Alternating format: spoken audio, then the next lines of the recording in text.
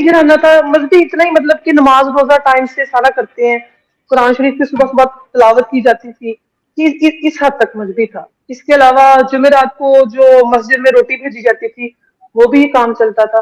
صبح صبح جب جاگنا، امی نے جگانا ہمیں نماز پڑھنے کے لیے، تو قرآن کی تلاوت امی کر رہی ہیں، وہ سن رہے، ہم عجیب قسم کا ایک سرور آ رہا ہے کہ تلاوت ہو رہی ہے قرآن میں، پیور مذہبی قسم کا ٹپیکل اسلامی ماحول تھا.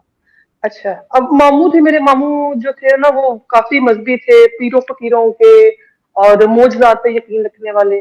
تو میں ان کے پاس جب بھی ماموں نے ہے نا، میں ساری ساری رات بیٹھتی نا ان سے، تو حضرت محمد کی، صحابہ کی، غزوات کی باتیں سن لی ان سے. اور یہ میری کوئی ایج ہوگی تقریباً 10-12 سال جب میں نے یہ سننا اسٹارٹ کر دیا ماموں سے. پھر میں نے قرآن کو، جب میں نے صورتوں، میں نے سب سے پہلے نا قرآن کو دیکھا کہ اس میں صورتوں کا ہے کیا، ان کی میننگ کیا ہے اور یہ کیوں ہے. شروع سے میرے دماغ میں آتا تھا کہ یہ قرآن کی صورتیں کیوں ہیں، تو ان کا مقصد کیا ہے. تو جب میں نے سورہ محمد کو دیکھا تو میری بڑی عقیدت نا جمپ کی. میں نے کہا کہ جس بندے کی وجہ سے یہ مذہب ہے، جن کی وجہ سے اسلام ہے، تو وہ سورت کتنی اہم ہوگی. اس لیے میں نے نا سورہ محمد کا روز صبح صبح اٹھ کے تو میں نے سورہ محمد پوری ختم کرنی، اس کے بعد میں نے اسکول جانا. تو اتنی یہ مجھے حفظ ہوگی تقریباً سورہ محمد. تیسرا کلمہ ماموں نے کہا تھا تیسرا کلمہ پڑھا کرو، اس کا بہت فائدہ ہے. تیسرا کلمہ میں نے پڑھنا شروع کر دیا کہ میں رات سوتے ٹائم یا انکانشیسلی میرے زبان سے وہ نکلتا ہی جا رہا تھا. میں کوئی بھی کام کروں، کچھ بھی کروں، لیکن تیسرا کلمہ نا وہ تواتر سے میرے نکل رہا تھا. میں اپنا یہ آپ کو بتا رہی ہوں کہ یہ اتنا مذہبی قسم کا، میں خود اتنی مذہبی تھی. امی ابو تو مذہبی تھے ہی تھے، لیکن میں کچھ ایکسٹرا ہی مذہبی تھی. اچھا، جب میں 9th 10th میں گئی، مجھے تقریباً کافی زیادہ صورتیں زبانی حفظ ہو چکی تھی، ذکر اذکار کافی زیادہ میں نے حفظ کر لیے تھے. اچھا، میں نے ترجمے کے ساتھ میں پڑھنا اسٹارٹ کیا تھا. ماموں نے، جب میں 9th میں ہوئی نا، ماموں نے مجھے ترجمے والا قرآن لا کے دیا. ماموں کہتے آپ نے ترجمے کے ساتھ پڑھا کرو. تو میں نے ترجمے کے ساتھ پڑھنا شروع کر دیا. میں نے قرآن کو 2 بار ترجمے کے ساتھ ختم کر لیا. اچھا، جی ماموں نے مجھے کہا کہ میں بریلینٹ تھی اسٹوڈنٹ، مطلب کافی پڑھنے میں اچھی خاصی تھی، لائق تھی بچی میں. میری جب 12ویں مکمل ہو گئی تو گھر والوں نے کہا کہ جس کی تو شادی کر دینی چاہیے. میں نے رجسٹ کیا، میں نے کہا نہیں، ابھی میں نے شادی نہیں کرنی، میں نے پڑھنا ہے. تو نہیں جی، یہ سنت ہے. میں نے کیسے، میرے دماغ میں ذرا پرسنالٹی میں اس قسم کی ہے کہ شادی کی طرف میری رغبت تھی ہی نہیں. تو میں نے اس طرف بھی امی کو منانے کی کوشش کی، تو امی نے کہا کہ نہیں، یہ سنت ہے، مطلب یہ شادی کرنا بہت ضروری ہے. اور حضرت محمد یہ کہتے ہیں کہ جو حائمہ میری امی جی نے مجھے یہ آپ سب کو، سمجھایا. حائمہ جی بیچ بیچ میں جی اگر جی آپ کو صاحب، میں ٹوکوں، تھوڑا سوال کروں تو کوئی کوئی ایشو فلو نہیں. آپ کا تو نہیں ٹوٹے گا؟ نہیں کوئی نہیں نہیں پرابلم؟ نہیں نہیں نہیں، بالکل نہیں، بالکل نہیں. آپ پوچھ سکتے، کچھ بھی پوچھنا ہو. Thank you. اچھا حائمہ جی، آپ نے کہا کہ آپ بہت زیادہ ریلیجیس گھرانے میں پیدا ہوئی ہے، اور جہاں تک مجھے سمجھ میں آیا، کیونکہ تھوڑی آواز آپ کی کلیئر نہیں آ رہی تھی تبھی، آپ جس گھرانے میں آپ نے پرورش پائی ہے وہ بریلوی فرقے کو بلونگ کرتا ہے. وہ نیاز، فاتحہ اور معجزے، ولی، اولیاء، یہ سب چکر میں جو رہتے ہیں، وہ والی فیملی سے آپ بلونگ کر رہی تھی. اور ماموں جان کا جو ہے وہ کافی زیادہ رول رہا ہے آپ کو اسلام سکھانے میں یا اس کی طرف رغبت دلانے میں. تو اس کے بعد آپ نے وہ سورہ محمد جو ہے وہ کافی مرتبہ آپ نے پڑھا اس کو، یہاں تک کہ آپ کو وہ حفظ بھی پورا آلموسٹ ہو چکا تھا. پھر آپ نے کہا کہ آپ بریلینٹ اسٹوڈنٹ بھی تھی، پڑھائی میں آپ کا دھیان بھی تھا، اور جب آپ 12ویں میں پہنچی تو آپ کے گھر والے، آپ کی امی آپ کو شادی کرنے کے لیے فورس کر رہی تھی. تو ایک سوال میرا، کیونکہ جو ویورز ہیں ہمارے، ان کو وہاں کا ماحول بھی پتا چلے، پاکستان کا کیسا ماحول ہے مسلمان گھرانے کا، تو تقریباً کیا ایج میں ایوریج وہاں پہ شادی کر دی جاتی ہے لڑکی کی؟ میری تب عمر 19 سال تھی جب میری شادی ہوئی ہے. 19 سال کی تھی جب میں شادی ہوئی میری. اچھا، 19 سال میں کرا دیا ان لوگوں نے؟ ہاں جی، اور تقریباً اب جو ہے نا، تقریباً 10ویں کے بعد نا، موسٹلی کی بات کرتی ہوں، بچی 10ویں کر کے پاس ہوتی ہے نا تو اس کی شادی کر دی جاتی ہے. جس آگے نے نہیں پڑھنے پڑھنا نا، دیتے؟ جنہوں نے نہیں پڑھانا، ہاں، جو نہیں پڑھانا چاہتے نا آگے، وہ لوور مڈل کلاس جو ہے، इवन मिडिल क्लास भी हम्म अक्सर ये काम कर जाते हैं। तो मेरी तो 12वीं के बाद शादी होगी, अक्सरियत की 10वीं के बाद शादी हो जाती है।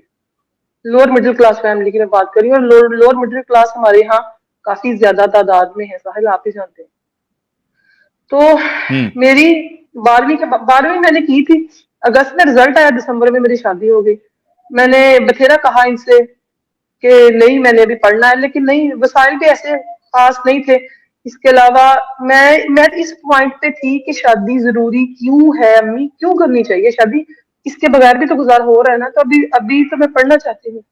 तो तब मुझे अम्मी ने कहा, मामू ने भी समझाया कि नहीं, हजरत मोहम्मद ने कहा है कि, तब मैं रेफरेंस नहीं ढूंढती थी, तब मैं इनसे रेफरेंस नहीं मांगा करती थी। तो ये कहा गया कि आपने ये हजरत मोहम्मद ने कहा कि जो शादी नहीं करेगा वो क्यामत के दिन मेरी उम्मतियों में से नहीं उठाया जाएगा। ठीक है, उसकी तरफ मतलब कराहत है उस बंदे की तरफ जो शादी नहीं करेगा। तो शादी हो गई, 19 साल की उम्र थी, शादी हो गई। ठीक है, मामू ने एक मेरी इतनी ब्रेन वॉशिंग की हुई थी, मामू ने कहा था, मामू ने मुझे इस्लाम को इतना आसान करके बताया था ना कि मैं हवाओं में उड़ रही थी। कि मामू ने कहा था कि देखो, अगर तुम यहाँ पे हो ना, अपने माँ बाप के घर हो, तो तुम्हारे अब्बू तुम्हारे कस्टोडियन है, वो तुम्हारे रखवाला मतलब रिज्क देते हैं आपको, खाने पीने का ख्याल रखते हैं, आपको लोगों से बचाते हैं। सेम ऐसे ही जब आप अगले घर जाओगे तो आपका जो शौहर है वो आपको ऐसे ही रखेगा जैसे आपके वालिद ने रखा है। तो और सिर्फ औरत को, मामू ने कहा कि औरत का तो इतना आला किस्म का और मकान और इतनी आला इसको इतनी सहूलत है कि अगर औरत चाहे ना तो अपने बंदे के कंधे पर रख के बंदूक चला सकती है, किसी की जान ले सकती है, और उसका हिसाब कौन देगा, उसका बंदा। इतना मतलब इस्लाम ने आपको रिलैक्स किया है, औरत को इतना रिलैक्स किया है, और आपका तो कोई हिसाब किताब इतना है ही नहीं है कि आपके हक में अगर आपका शोहर और आपका बाप गवाही दे दे तो आप सीधी जलती हैं। तो मैं ये चीज मेरे दिमाग में बैठी हुई थी। नो डाउट मेरे अपने अब्बू के साथ बहुत अटैचमेंट थी, जैसे फादर के साथ होती है थी, लेकिन उसमें मजहब भी मैंने इस तनाजर में भी बहुत अब्बू का करती थी कि इनके कहने पे, इनके गवाही पे मैं जन्नत में जाऊंगी, इसलिए कोई ऐसा वैसा काम नहीं करना, नहीं किया कोई ऐसा वैसा काम कि जो जिसकी वजह से अब्बू हर्ट हो, या कोई कोई ऐसी वैसी बात हो। ठीक है, मैं खुश थी, हवाओं में उड़ रही अच्छा थी कि हाइमा मैं जी, एक मुसलमान घराने में पैदा हुई। हाय जी।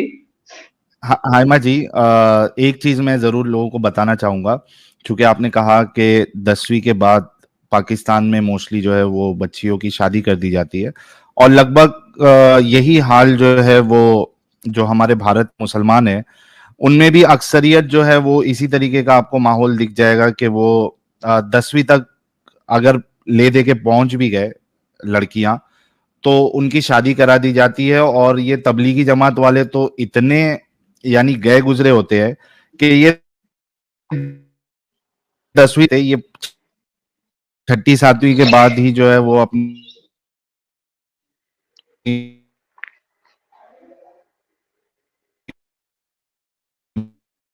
साहिल भाई आपकी भी आवाज कट या रही है। सालन आवाज में शादी करा देती। साहिल भाई तो आपकी भी आवाज आवाज आवाज नहीं आ कट रही? रही थी। आप आ रही है, थोड़ी सी कट हो गई थी। तो जो आप बता रहे थे हिंदुस्तान की अच्छा, मुस्लिमों में भी अक्सरियत यही कमोबेश इशू चलता है, उसके आगे क्या बोल रहे थे आप? हाँ, वो जो हिंदुस्तानी मुसलमान है वो भी जो यहाँ का हाल है उसमें भी लड़कियों की शादी जल्दी करा दी जाती है। और इसमें सबसे गए गुजरे जो है वो तबलीगी जमात वाले होते हैं। ये 10वीं तक भी जल्दी पहुंचने नहीं देते अपने अपनी बच्चियों को। 6ठी करवाया, 7वीं करवाया, फिर स्कूल से निकाल कर उनको जो है वो मदरसे में डाल दिया, 2-3 साल आलिमा का कोर्स करवाया, और उसके बाद वो जल्दी शादी करा देते। अब प्रॉब्लम यहाँ पे ये आता है, और जितने लोग अभी देख रहे हैं इसमें जो मोमिनाएं हैं खास करके, उनको मैं ये चीज बोलना चाहता हूं कि आप बच्चियों को पढ़ने नहीं देते, आप उनको कोई स्किल सीखने नहीं देते, ग्रेजुएशन तक कंप्लीट करने नहीं देते। अब प्रॉब्लम क्या होता है कि मुसलमानों में तलाक बहुत आसान है। शादी हो गई, नहीं जमा, शौहर ने अगर वो हनफी या बरेलवी देवबंदी है तो तलाक इनके वहां बहुत आसान है, 3 बार तलाक दे दिया, तलाक हो जाती है, हमेशा के लिए वो जुदा हो गई। बहुत सी लड़कियां जो है वो दूसरी शादी करना फिर पसंद नहीं करती।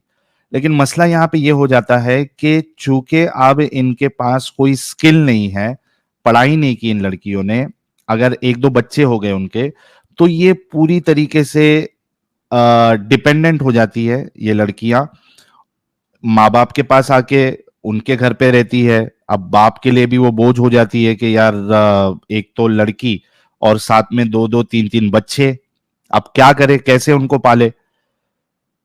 अब वो लड़की की जिंदगी इतनी मुश्किलों से कटती है, इतनी मजबूर वो हो जाती है, हर जगह पे जाके फिर वो रोना, पैसे मांगना, परेशानी अपनी बताना, फिर ज़कात के भरोसे पे रहना, सदके के भरोसे पे रहना कि कोई तो मदद कर देगा।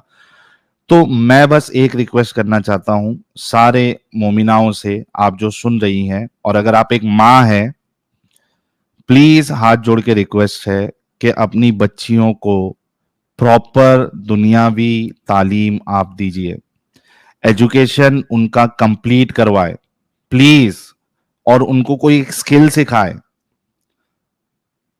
स्किल होना बहुत जरूरी है, वरना क्या होगा, वही मजबूरी। आसपास में आपने देखा होगा कई सारे लोगों के साथ ये मामला होता है। अगर आप चाहते हैं कि आपकी बच्ची शान के साथ खुद के दम पे जिए, तो उनकी एजुकेशन को प्लीज मत रोको, उनको स्किल सिखाओ, कुछ ना कुछ स्किल सिखाओ। बहुत सारी स्किल्स है लड़कियों के लिए। अगर आप चाहते हैं कि भाई ऐसा कोई काम सीखे जिसमें सिर्फ लड़कियां ही इन्वॉल्व हो, मर्द इन्वॉल्व नहीं हो, तो उसके लिए भी कई सारी स्किल्स है। आप मेकअप आर्टिस्ट बना सकती है, आप हेयर स्टाइलिस्ट बना सकती है, आप डिजाइनर उनको बना सकती है। बहुत सारे स्किल्स है, लेकिन उनको सिखाओ, उनको पढ़ाओ, ताकि अगर ऐसी कोई सिचुएशन आ जाती है आपके मजहब के वजह से, वो अब तलाक दे दिया शौहर ने, अकेले हो गई, तो वो कम से कम खुद के दम पे अपना और अपने बच्चों का ख्याल रख सकती है। तो ये मेरी हाथ जोड़ के सारे मोमिनों से रिक्वेस्ट है कि अपनी बच्चियों को बहुत ज्यादा पढ़ाओ और स्किल्स डेवलप कराओ। जी हाइमा जी, प्लीज कंटिन्यू। जी साहिल, आपने बहुत अच्छा पैगाम दिया है। इसका अमली नमूना मैं सामने हूँ इनके, मैं अपनी स्टोरी आपको इसीलिए सुना रही हूँ ताकि जो मैंने तकालीफ फेस की है ना, वो कोई और फेस ना करे। तो मेरी शादी हो जी गई, मैं बिल्कुल मजबी थी, शादी हो गई, और कुछ उम्र भी कम थी। बड़ी उम्र के शौहर थे, 15 साल बड़े थे। तो एक तो बंदा एक मेंटली मेच्योर नहीं होता, ठीक है। एक जिस किस्म के मजहबी घराने से मैं गई थी, मेरा सोशल एक्सपोजर सिफर था। मुझे लोगों को परखने का, लोगों को जांचने का बिल्कुल नहीं पता था। स्कूल कॉलेज में भी नहीं गई, हायर सेकेंडरी स्कूल तक मैंने पढ़ा है, 12वीं। मुझे फिजिक्स में बड़ा ही इंटरेस्ट था, मैंने 9th-10th में फिजिक्स पढ़ी, फर्स्ट ईयर सेकेंड ईयर में भी फिजिक्स पढ़ी। फिजिक्स मुझे बहुत पसंद थी। तो सिलसिला मेरा वहीं तक खत्म हो गया एजुकेशन का। शादी हो गई तो कोई सोशल इंटरेक्शन बिल्कुल नहीं था कि मुझे पता चले कि जो मेरे हस्बैंड हैं वो कैसे हैं, कैसे नहीं हैं। तो मैं तो उनको मजाजी खुदा समझ के पूजना शुरू हो गई। तो तकरीबन मेरे 2 साल बाद, शादी के 2 साल बाद, मुझ पे आहिस्ता आहिस्ता ये आश्कार हुआ कि वो ना एडिक्टेड हैं, वो नशा करते हैं। तो ये बड़ी शॉकिंग चीज थी मेरे लिए। अगर अब अगर कोई मुझसे पूछे कि आपको तब पता नहीं चला, तो वाकई मुझे नहीं पता चला, क्योंकि मैं इतनी अकीदत की मारी हुई थी, इतनी मोहब्बत में थी कि ये मेरा मजाजी खुदा है। अगर कुछ नशा करके वो आते हैं तो उनके लहजा अगर लड़खड़ा रहा है तो नहीं, मैंने कहा ठीक है, कुछ नहीं होता, ये थके हुए होंगे या वट। मतलब वो घर में बंद रहने की कीमत ये थी कि 2 साल तक जिस बंदे के साथ मैं रह रही थी, मुझे ये ही नहीं पता चला कि वो बंदा एडिक्टेड है, वो नशा करता है। जब पौने 2 साल, 2 साल हुए ना जब, तब मुझे पता चला। वो भी घर में पंचायतें बैठना शुरू हो गई। ज्वाइंट फैमिली थी, जहाँ पे मैं शादी करके गई वो भी ज्वाइंट फैमिली थी। मैं जो थी वो सबसे छोटी थी। तो जब आए रोज ना मुझसे छुप छुप के कहीं ड्राइंग रूम में या किसी दूसरे दूसरे भाई के कमरे में ये डिस्कशन होनी आपस में इनकी, और इनको आहिस्ता आहिस्ता लड़ाई, थोड़ी थोड़ी सी लड़ाई की आवाजें बाहर आनी, तब मैंने बंदा तो जस्टिस होता है ना बंदे को कि ये क्या चल रहा है घर में, कि छुप छुप के आपस में क्या डिस्कशन हो जा रही है। تو جب آہستہ آہستہ وہ ٹائم گزرتا گیا, پھر وہ لڑائیاں پڑتی گئی, تب مجھے انہوں نے بٹھایا اور بتایا بھائی بڑے نے, تو اس نے کہا کہ اس کو سمجھاؤ یہ نشے سے باز نہیں آتا. تو میں تو شوق, میں اتنی حیران, میں نے کہا یہ کیا کہ اب جب یہ بات سامنے کھل کے سامنے آ گئی, تو میاں صاحب تو کوئی خاص ایسا کاروبار نہیں تھا, ان کا کٹھا ہی تھا. جب یہ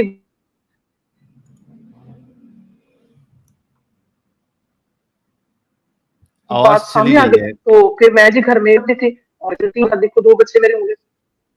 آ رہی ہے, اب آ رہی ہے ساحل, آ رہی ہے یا سگنل پرابلم جی ہے ابھی یہاں آ پہ؟ رہی ہے, ابھی ساحل آ رہی ہے آواز؟ آ رہی ہے, ابھی آ رہی ہے. ہاں ٹھیک ہے ٹھیک ہے.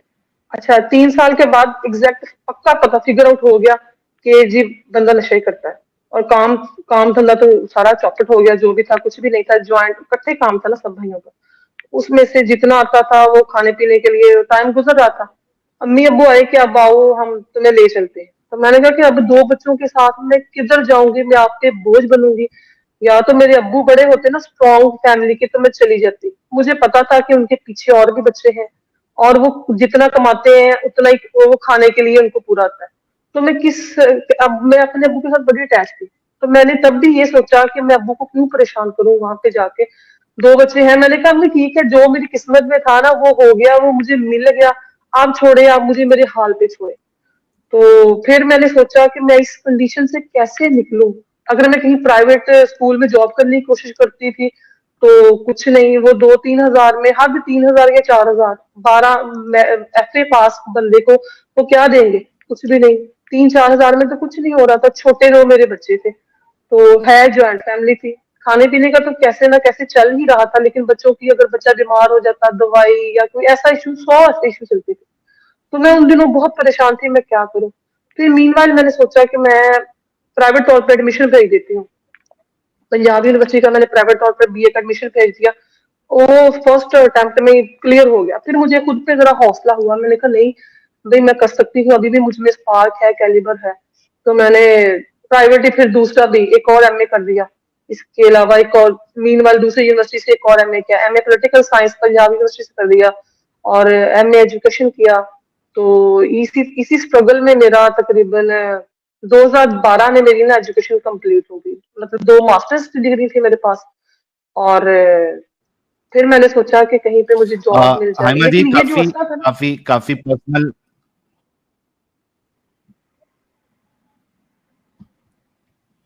ساحل آپ کی آواز چلی گئی. ہاں وہ بول رہے ہیں کہ پرسنل جانکاری مت میں دیجیے. کافی ٹھیک ہے پرسنل ٹھیک ہے انفارمیشن آپ شیئر کر رہی ہے, میرے خیال سے یہ صحیح نہیں رہے گا. آپ ہاں جنرل رکھے اپنی ٹاک کو, تاکہ کوئی آپ کو ٹریک نہ کر سکے. ٹھیک ہے ٹھیک ہے. اچھا اس کے بعد 2000 ٹھیک ہے, تقریباً اس کنڈیشن میں میرے گزرے ہیں تقریباً 8-9 سال, اسی کنڈیشن میں کہ بچے میرے ہو گئے. اب میں ہینڈ ٹو ماؤتھ تھی,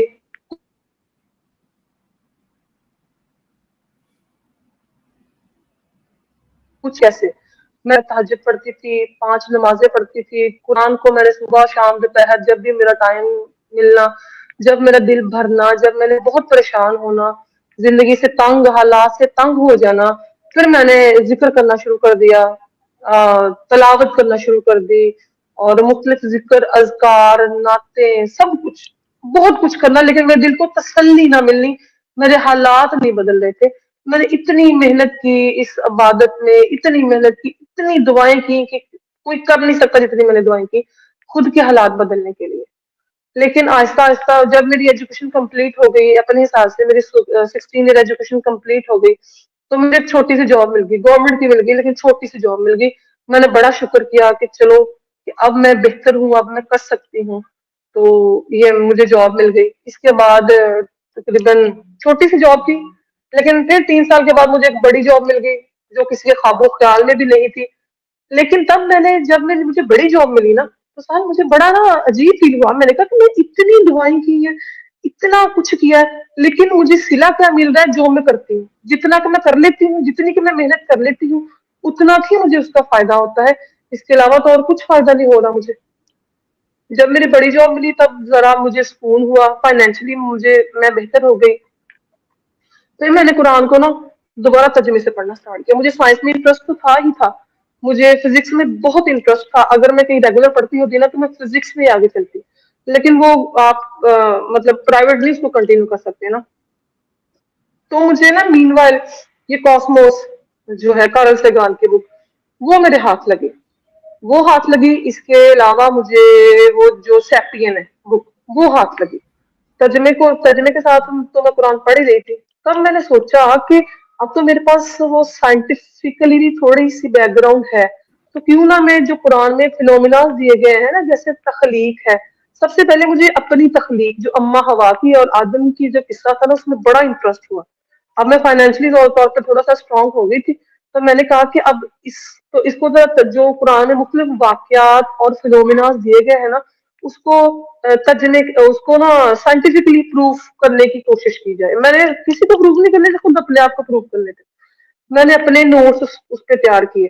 میں نے اپنے جاب سے آ کے گھر کے کام شام کر کے میں نے 4-4 5-5 گھنٹے اس کام کو دیے. پہلے میں نے قرآن کے مختلف تراجم اکٹھے کیے، مختلف ترجمے جو تھے ترجمے اکٹھے کیے. اس میں سے میں نے جو اما ہوا اور آدم، سب سے میں نے تخلیق آدم سے آغاز کیا تھا کہ آدم اور ہوا کی تخلیق. اچھا، اس میں جب میں نے پڑھا تو وہ پیچھے جو تھے نینڈرتھلز اور اس سے پہلے سیپین میں تو وہ بتایا گیا تھا کہ فوسلز ان کے نکلے ہیں. تو جب میں قرآن میں پڑھتی تھی، جب میں قرآن کی طرف سے اس کو دیکھتی تخلیق کا، تو وہ تو ڈائریکٹ ایسا لگتا تھا جیسے وہ کر دیا. لیکن میں نے اس میں اب میں لوگوں کو کہتی ہوں نا جلیبیاں بناتے ہیں، تب میں بھی جلیبیاں ہی بناتی تھی. تب میں نے وہ جال، جیم این لام، جال اور خلق، اس پہ میں نے نا بڑی ریسرچ کی، اس پہ میں نے بڑا کچھ پڑھا.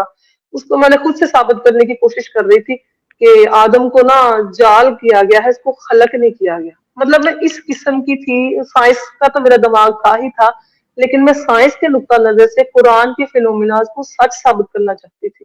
تو میں نے سر دھڑ کی بازی لگائی اس کو. جہاں سے مجھے آرٹیکل ملا وہ میں نے اٹھایا، جہاں جو لیٹسٹ ریسرچ تھی وہ میں نے پڑھی. تو یہ اما ہوا اور آدم کی تخلیق کا.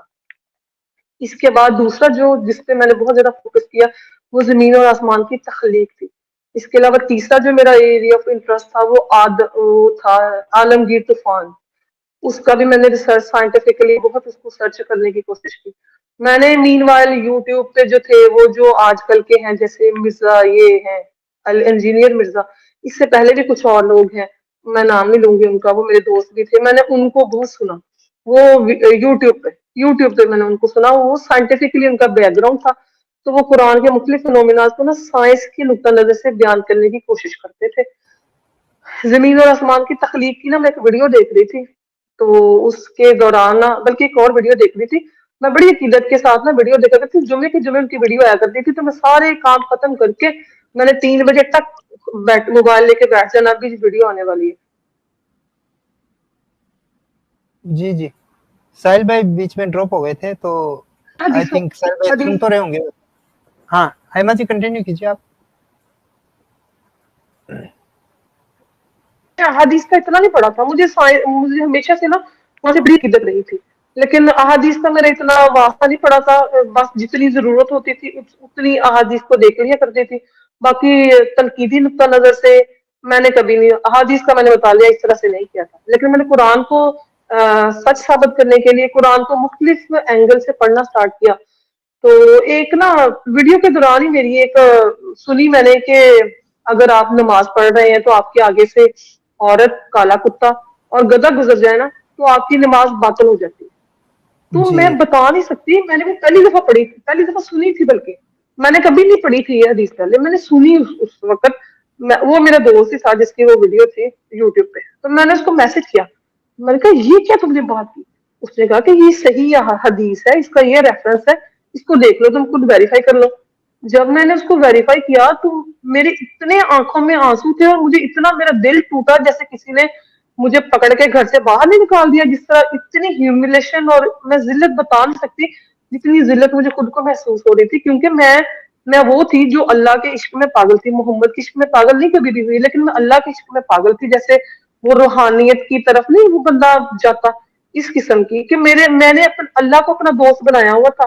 कोई ये मुश्किलात का जो टाइम था ना, ये 10-12 साल का, मैंने किसी को कभी कुछ नहीं बताया, मैंने नमाज पढ़नी, जब भी मैं परेशान होना मैंने नमाज नियत करके बैठ जाना, और जो गिले शिकवे है ना वो आंसुओं की शक्ल में अल्लाह के सामने रख देने अपने, जो भी बात। और मैंने उससे कहना कि मैं तुमसे ही ये काम करवाना है, लोग तुमसे डरते होंगे, मैं तुमसे डरती नहीं हूँ, मैं तुमसे मोहब्बत करती हूँ, तुम मेरा ये तुम काम करो, तुमने ये काम करना ही करना है मेरा। अल्लाह के साथ मेरी इस किस्म की अंडरस्टैंड, मतलब इस किस्म का रिलेशन था। अगर मैं किसी को बताती थी तो वो कहते थे ये पागल है, या मतलब ये दीन से हटी हुई है, लेकिन मेरा अल्लाह के साथ इतनी अटैचमेंट थी। जब भी वो मैंने हदीस सुनी कि अगर नमाज भी पढ़ रहा है, इसके आगे से औरत, गधा और काला कुत्ता गुजर जाए ना, उसकी नमाज बातिल हो जाती है, तो मुझे तो इतना दुख हुआ, मैंने कहा कि आवाज ड्रॉप हो गई है हाइमा जी आपकी। मैं साहिल भाई, मोहब्बत जिस एंटिटी के हाइमा साथ जी अल्लाह के साथ करती हूँ, आपकी आवाज चली गई थी। अब हेलो। हाँ कहाँ मिथिला तक बोल रहे थे। समझ आई, कहाँ तक मेरी आवाज आई है मिथि? हाँ नहीं, लगभग बराबर आ रही थी आपकी, जो ये लास्ट की 2 लाइन शायद